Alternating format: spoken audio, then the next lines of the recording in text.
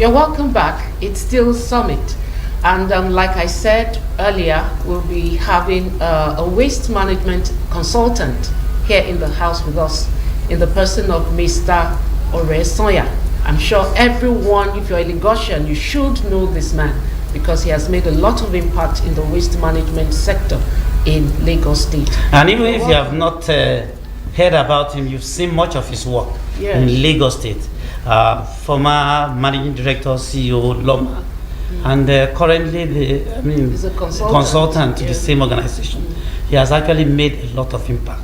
So the issue is this: waste to us in Africa, generally, and bringing it out to Nigeria. How would you see it? People over there across the globe see waste as a source of wealth, but to us it's almost a burden. Everywhere littered with refuse, with waste, and people complain so much. Why do we have all this with LAWMA and every organization in place? So how do you see waste, and what approach should be given to it to actually turn it into wealth for us in this part of the world? Well, thank you very much. Thank you for inviting me to this program. Well, if you look at the first principle of life, when God created the world, everything looked like there was some problem around. He didn't make the food immediately available. He told us to till the ground. That means the solution to every challenge is in the knowledge. Right? For every problem is a prospect. So waste management, in other part of the world, right now is a source of wealth, because you have people who are there with solutions to turn this problem into wealth. So, but over here, what is still lacking is that skill, is that commitment to really turn it around. So, every problem is a potential prospect if the right knowledge is applied. So I think one thing we should all try to do is to ensure that we acquire the knowledge, right? And study what those other people are doing, then domesticate in our environment, and put a bit of commitment and sincerity into turning this problem into asset. There is no problem that cannot be turned into asset. Any problem at all. First of all, change your perception, because it as a challenge. The challenge that put on your thinking cap, and how do I solve the problem?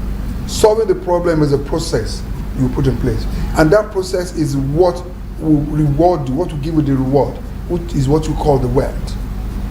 It is the process of turning the challenge, bringing solution to that problem. That is where the wealth actually is. When you tell people, look, pardon me to use this word in Yoruba that they always tell us that Inu Belowa. Ibe means farm in Yoruba land. And they tell you that is where the money is. You go there and start looking, where's the money? What they're telling you is that go there, put on your thinking cap, weed the grass, put on the seeds in the place, and nurture it to germinate, and that's where you get your wealth. It's in the process. So the same thing. What you see on the ground today, everywhere, refuse, we call it the problem. Can we think of how to turn this thing around? And a lot of people are already doing that right now. But the government needs to match them. Government needs to come with its own sincerity to match those who are thinking, so that we can form that synergy that will bring the wealth we're all aspiring for. Yes, one thing I noticed in other climes is that right from home, people make effort to, separate jars. Sorting. Yes, the sort. You sort paper waste from rubber waste and all that. How can we go about educating, let's say, Nigerians on, making the effort to do this also? Because I know that's also the drive towards generating wealth from waste. Okay, fine. You see, in other climes that you mentioned, one thing is that you start from legislation. All right. So the government expressed an aspiration that, look, this is where we are going. I want everybody to conform with this. The society will move where the government wants to move. Now, with that policy, if we plan that, look, in Nigeria, every state in Nigeria, for you to get federal government matching grant on environment, that is, the government should have its own matching grant for each state. Your state, you must be able to convert 40% of your waste into useful material. There's a reward that is coming with that policy. So once there's a reward, that's what will drive, that's an incentive that will drive creativity. So the federal government needs to make certain pronouncements, needs to have certain legislation in place. And you will see how people will turn things around. In those days in Lagos, when pure water was a problem, what we did then was to make sure that we put in a reward system where we have a buyback program. And the thing then was that if you're able to bring in so much quantity of pure water sachet and the rest of it, you get a certain amount of money. And we did that exactly. And people started bringing it up. Right now, you go to industries where they use the PET bottles. PET bottles in Nigeria today is a hot cake. I really wanted to ask that too about these bottles, you know. Yes, it's a hot cake. Because you buy a kilogram for 70 naira per kilogram. And you now see people rushing for it. Go to a party, you see the way they're scrambling for it because there's a reward. Because there are industries that are already turning it into useful materials when they export it. All right, so it's all about the policy, and I put in a reward. You will see creativity that will come. But for us, particularly in Lagos, where people were used to, prior to 1999, we had so much waste problem around Lagos. But maybe due to political decision, policy direction, that problem was surmounted over the years. You were the MD of LAWMA for close to 10 years, and that problem seems to have been put behind us. We are practically back to that era, prior to 1999. How do you think, is it policy somersault, or what could have actually led us to where we are now? And how can we actually put the problem permanently, into solution? Well, the only permanent thing in life is change. All right. And that means there must always be change. Where progress is desirable, change becomes inevitable.